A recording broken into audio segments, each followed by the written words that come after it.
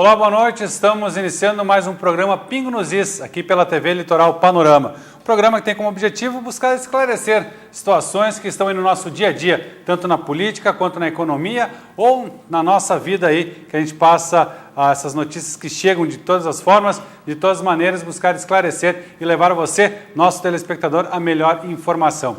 Hoje aqui no estúdio comigo tem o professor Ricardo, professor de Relações Internacionais. Vamos falar sobre a nossa América Latina. E também o professor Eduardo Guerini, cientista político, para falar aí sobre essa questão política. A gente mistura economia, mistura um pouco tudo. O importante é levar informação para o nosso telespectador. E no programa passado nós falamos sobre a prisão do Lula, sobre a questão do judiciário, do legislativo, do executivo, aquela coisa toda com o professor Flávio Ramos e com a professora Michelini. E hoje o assunto é esse também, mas não a prisão, mas sim o populismo na América Latina. Professor Ricardo, é uma coisa que vem crescendo cada vez mais. Boa noite. Boa noite a todos, é prazer estar aqui, satisfação pelo convite.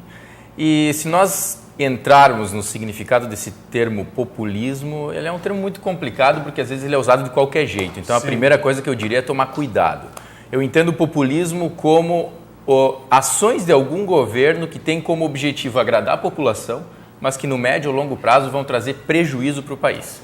Então, esses governos ditos populistas, que foi essa onda rosa, essa onda de esquerda que aconteceu nos últimos 15 anos aí na América Latina e que agora está em crise, se você pegar Hugo Chávez, que foi o primeiro em 99, Lula, Kirchner, Evo Morales, Rafael Correa e vários outros, Lugo no Paraguai, esses governos tiveram a sua ascensão acompanhada do momento em que a China puxava a economia internacional, os preços das commodities estavam lá em cima, e a partir de um determinado momento que você tem essa desaceleração na economia internacional e você tem um desgaste interno desses governos, que de certa maneira é natural com o passar do tempo, mas uma série de erros e escolhas, e aí o caso da corrupção, estando no cerne da crise em todos esses países, você começa a ter a decadência desses governos ditos populistas, dessa onda de esquerda que aconteceu nesse momento. Então, de certa maneira, é um final de um ciclo e a América Latina costuma se comportar dessa maneira. Os países apontam todos para o mesmo lado e depois há um ciclo de mudança e tendem a apontar para o outro. E nós estamos exatamente nesse ciclo de mudança nesse momento. Nós chegamos à parte da crise do populismo, professor Eduardo Guerini.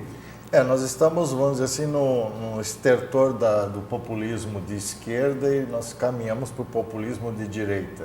E, essencialmente, numa leitura do populismo na América Latina, o que se pode perceber é que todos os governos, eles surfaram na chamada onda, que era a onda dos commodities, uma supervalorização dos commodities devido ao crescimento das economias em nível mundial e a partir da crise de 2009, de subprime, começa um declínio. Então, o ciclo de ascensão política dos governos populistas ele é resultado da crise do consenso de Washington, que foi um período de agravamento, de redução do Estado, de privatização, de liberalizações, de abertura econômica e que resultou em desemprego, queda de renda e uma falta de oportunidades para as classes subalternas.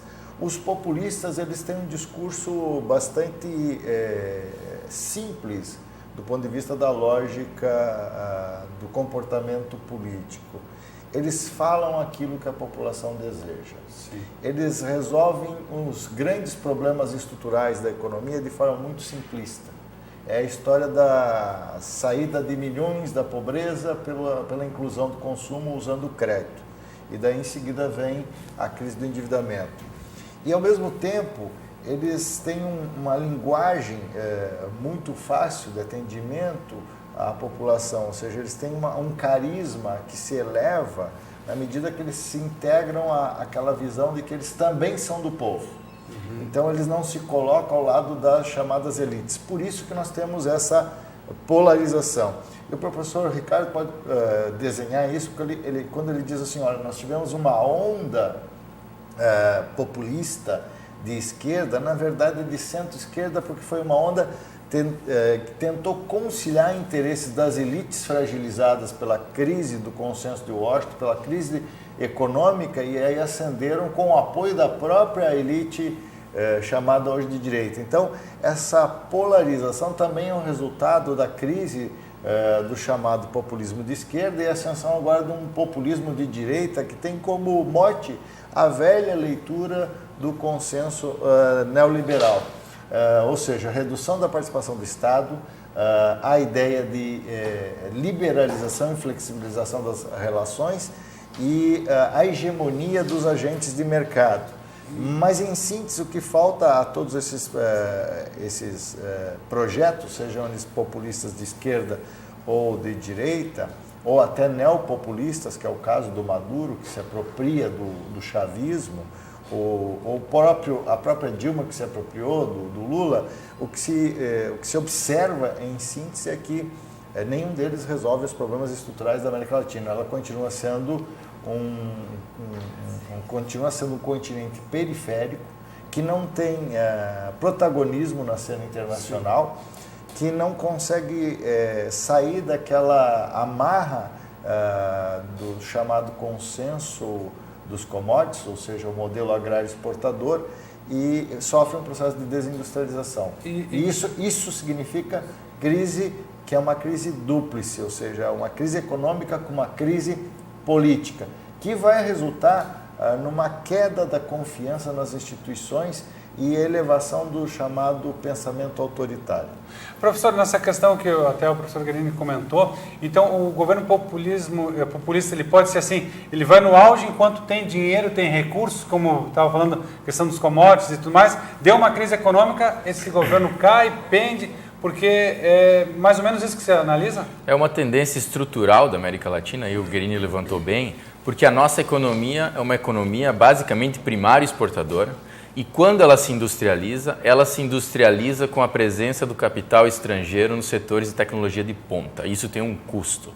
Ou seja, a nossa industrialização vem, ou ela vai trazer de fora matrizes antigas, que os países do dito primeiro mundo, desenvolvidos, ou o mundo ocidental, ou agora a China, já não utilizam mais, e aí vão conseguir mais um ciclo de lucros, ou quando a nossa indústria nacional tenta se criar, ela vai trazer essa tecnologia de fora e vai ter que pagar royalties, vai ter que fazer remessa de lucro, vai ter um custo alto. Então, você consegue conciliar essa industrialização dependente do capital internacional, sim, com uma política social distributivista de renda, com uma Bolsa Família e coisas parecidas com Bolsa Família aconteceram na Venezuela, programa Barrio Adentro, por exemplo, que levava lá que o Chávez e o Maduro levavam várias políticas sociais para dentro dos bairros mais pobres, enquanto o ciclo de commodities estiver em alta, seja ele petróleo, seja ele minério de ferro, seja ele soja, seja ele milho, seja o que for.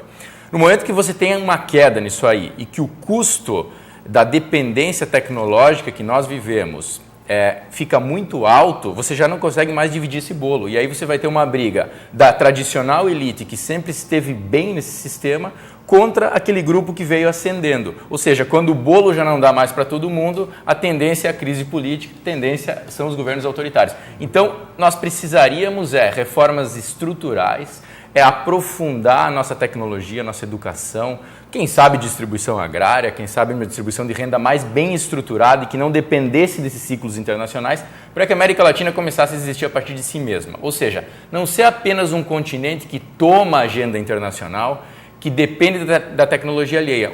Um continente que comece a ter alguma autonomia produtiva, cadeias próprias, que comece a exportar e não apenas importar o que está na ponta da tecnologia, mas isso exige um esforço tão forte de tantos anos, tantas décadas, que toda vez que alguém tenta isso, aqueles que estão bem posicionados nessa economia dependendo das economias centrais, não vão querer. Só interrompendo, professor Ricardo, é aquela história, nós avançamos uma década na questão da desigualdade, do crescimento, e quando nós chegamos na primeira porta da crise, que é a crise econômica bate antes, o resultado é que nós retrocedemos 2 décadas, ou seja, o Brasil, como um exemplo, e assim os países latino-americanos só poderão pensar em retomada do crescimento por volta de 2030, ou seja, mais 2 décadas perdidas. E cada década perdida significa uma geração que se perde em termos de cidadania, em termos de participação,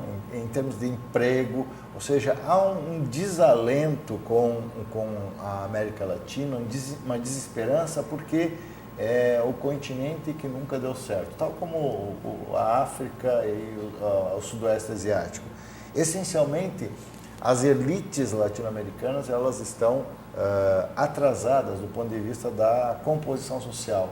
Se considerarmos a Europa, os Estados Unidos, o que se pode perceber é que ocorreu pelo menos um pacto civilizatório mínimo. Aqui na América Latina, nós vemos líderes que não conseguem estabelecer um pacto, um consenso mínimo entre elites e subalternos, entre governantes e governados, entre representantes e representados, e daí nós chegamos à crise institucional que retoma aquele saudosismo das vivandeiras de caserna, ou seja, o retorno dos militares. Isso é retomado em todos os países da Latinoamérica e, ao mesmo tempo, o retorno do protagonismo dos militares em alguns casos. Vai um ciclo, né? Começa, termina, vai girando sempre a mesma roda. Bom, nós vamos falar depois do nosso apoio cultural, aí sobre esse assunto, mais estamos falando sobre populismo na América Latina. Vamos falar também sobre o que foi dito da questão da África e do continente daqui, a Latinoamérica, a questão também do Mercosul. Se essa foi uma salvação, não foi, porque foi a união de alguns países que começou bem e agora já não se fala mais nada sobre isso, se foi mesmo um ato para defender a América Latina ou foi só uma coisa mais de propaganda. A gente fala sobre isso depois do nosso apoio cultural. Não sai daí.